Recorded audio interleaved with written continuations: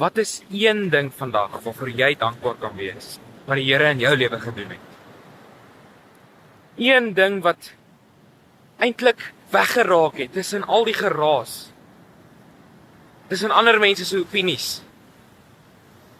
en tussen jou seerkry. Is daar nog daai een ding waarvoor jy dankbaar kan wees? Onthou jy dit? Of het jy vergeet daarvan?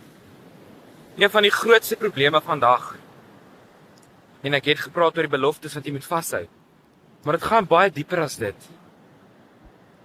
Daai verskriklike, jy het gebid vir daai huwelik, jy het gebid vir daai kans, jy het gebid vir daai vriende, jy het gebid vir daai een mens, jy het gebid dat die Here jou nog 'n dag sal wakker maak en sal seën. Daai goeders, onthou jy dit nog? Die probleem vandag is die feit dat ons vergeet wat die Here vir ons gedoen het.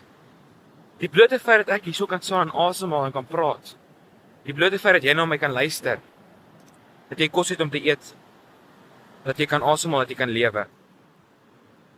Ons is 'n kultuur wat dit vergeet en ons is nog ondankbaar ook.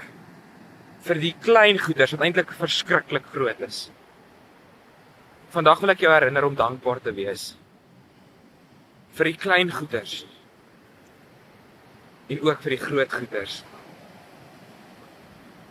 Die Here beloof om by ons te wees tot op die laaste dag. Tot op die dag wat ons hierdie aarde verlaat of tot die dag wat hy terugkom. Sal hy by ons wees en daarna ook. Ons moet vashou aan sy beloftes. En in tye van swaar kry en seer kry en siekte, onthou ons dat die Here aan ons kant is en dat niks hom kan keer nie.